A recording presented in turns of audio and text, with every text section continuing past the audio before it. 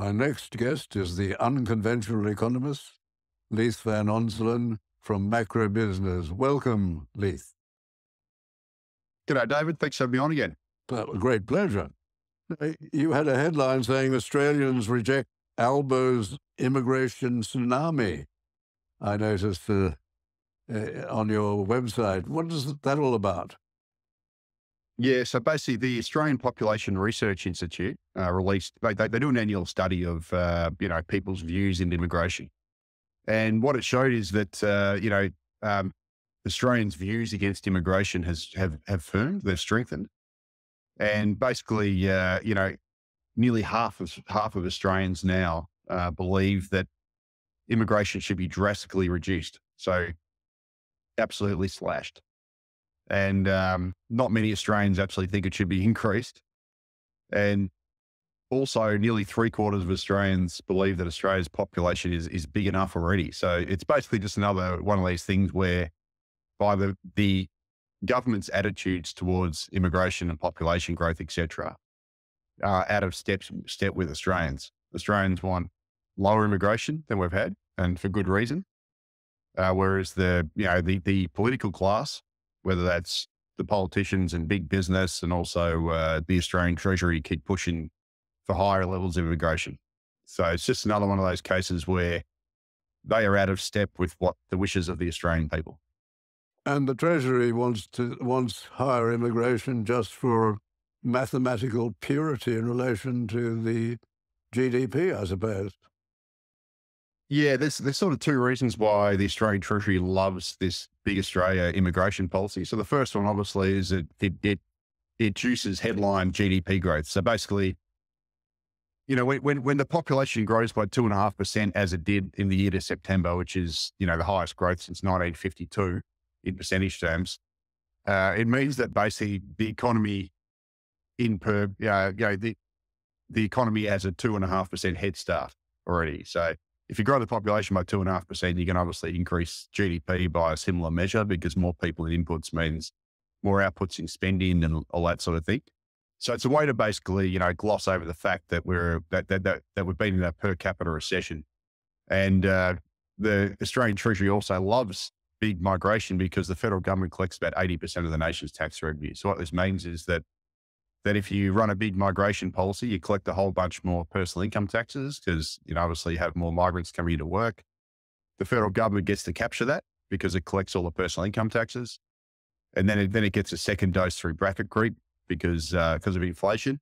But those costs are then obviously pushed on to the state governments who only collect about 13% of the taxes and local governments, which collect about 7%. And it's basically a way for the federal government to privatise the gains of immigration while the costs are pushed onto the states, the local governments, and also you and me, because we all get our quality of life degraded, obviously through more congestion. We've got to pay more user charges for things like toll roads, which we wouldn't need to build if we didn't grow the population so aggressively, and all those sorts of things. You've raised the issue or the role of the universities in all this. That's an unusual idea that the universities are involved in this immigration problem and the housing problem. What's that all about? Yeah, well, actually, the universities are actually one of the key middlemen of the of Australia's immigration story. So basically, one of the biggest growth vectors for immigration is international students. So the latest Home Affairs data, which came out, I think it was last week, for February, showed that we had about over 700,000 international students in the country, which is a record high. It's about 100,000 more than we had at the peak of pre-pandemic. And basically, the biggest driver of net overseas migration currently is actually international students, so foreign students. And well, let's be quite honest here. Australia only attracts huge numbers of international students because they want to come here to work and also hopefully to live, right, to become residents and live here long term. And so basically Australia attracts huge numbers, mostly from, South Asia, like places like India and Nepal, as well as China. They come here because we offer very generous work rights, like more generous than just about every other country. And we also offer the, very good prospects to live here long term or become a permanent resident. And that's the reason why we get so many international students. And it's also one of the reasons why immigration is so high. And the universities basically get to clip the ticket. So they are the middleman that gets to, once again, like the Australian Treasury, privatise the gains from immigration through, fees and all that sort of thing, while the costs through the rental market, which is obviously, the rental vacancy rates at a record low, we've got surging rents, and the broader costs in society are actually borne by everyone else. So they're not really selling quality education. What they're really selling is a key to get into Australia. Yeah, absolutely. Backdoor migration. And there's a survey that comes out every year by Navitas, which is like an international education, data source.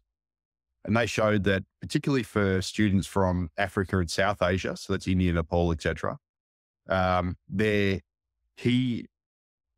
number one concern regarding immigration is work rights. And immigration also ranks very highly. And interestingly, the least important concern for these students is quality of education. So that sort of explains, India and Nepal are the fastest growing segments of international students. And they're coming here because they want to work and because they want permanent residency. And quality of education is their least concern. So they're not coming over here for quality. They're coming over here for basically migration purposes. And that's basically borne out the data. And unfortunately, it's not a very good system. And it gets sold to us as being this, Australia's third or fourth biggest export, when that's actually a fake figure derived from the Australian Bureau of Statistics. And the reason why international student exports, which they say is about $40 billion a year, is actually a fake figure, is because the ABS, for some stupid reason, has decided to count all expenditure by international students by people on a student visa in Australia as an export. Now, we all know that the majority of students that come over here come work while they study. So they work in jobs, especially if they're from South Asia, they don't come over here with much money at all.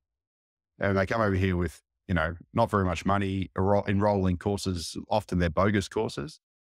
And then they basically work while they're here. And the ABS, for some stupid reason, has decided to count all that money that they earn here and then spend as an export, even though it's earned here. And just to tell you how ridiculous that is, if my daughter, who's currently 13, if she grows up and goes to university, moves out of home, moves out with her friends into a rental house, works a part-time job to pay most of her bills, if she, could magically classify herself as an international student, suddenly all that expenditure would be counted as an export when it's all earned here. Yeah. So the whole system is based on a bit of a sham. And unfortunately, it's a great marketing point. We need these record international student numbers are driving a delivering Australian export boom. That export money is helping us to pay for hospitals and schools and all this other stuff. And it's complete bogus. It's just economic activity, which is the same for all immigration. You bring people over, they got to work, they got to spend money, etc. That creates economic activity. Big deal. But the thing we care about is actually the per capita outcomes. So the outcomes per person. And unambiguously, that has gotten worse. Like over the really last 20 years, but especially, over the past sort of 18 months, that we had this big Australia migration. So you would say they should calculate the statistics differently, but also the universities should be obliged to provide accommodation to international students. Is that right? Yeah, that's right. Yes, absolutely. So the latest data shows that basically only 20% of international students that study at universities use student housing. So that means that 80% of them rent in the private market. And so basically, if we grow our student cohort by 300,000 in a year, we're going to need, 240,000, whatever it is, additional rental homes for them. And that's effectively what's happening here. So my view is that we should require the universities to provide student housing in proportion to the number of international students they got. So, right. Pick a ratio. So say 50%, right? So if Melbourne University has 4,000 international students on its campus, it should provide at least 2,000 student accommodation for them. And what that would do is it basically take pressure off the private rental market. And it would also but also effectively put a cap on international students and say, okay, if you want to have more international students, you got to provide more on-campus accommodations. You got to build more student accommodation on campus. And if you can't do it, you can't have more students. Yes. And but we don't do that here. We basically just let them grow it exponentially. Yes. Thank you, Leith. And just briefly, you mentioned on your site that Canada fires unemployment warning shot at Australia. What does that refer to? Well, okay, so if you think Australia's immigration system is bananas at the moment, right? We had nearly 550,000 net overseas migrants in the year to September, which was a record. We've never seen numbers like that before. Canada is even more absurd. So Canada had just over 1.2 million net overseas migrants last calendar year, so in the year to 31 December. And what it's done is it's effectively, created a similar rental crisis to what we've got now, but also Canada isn't producing enough jobs for those migrants. And now its unemployment rate has surged to, 6%. It's rocketed in the last year because basically its labor supply has grown a lot faster than its labor demand. Its demand for jobs from employers.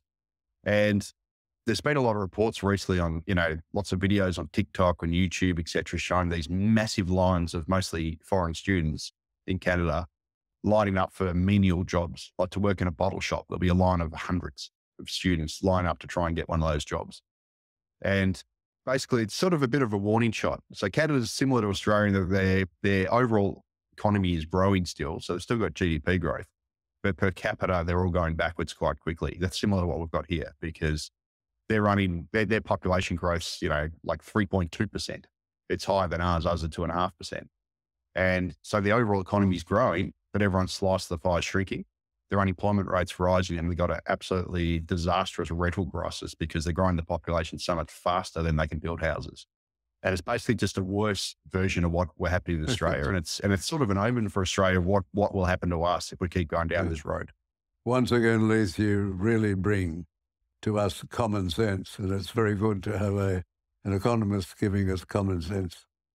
Leith Van Onselen, thank you very much. Great. Thanks, David. I'll speak to you next time. Thank you. Thank you, Leith.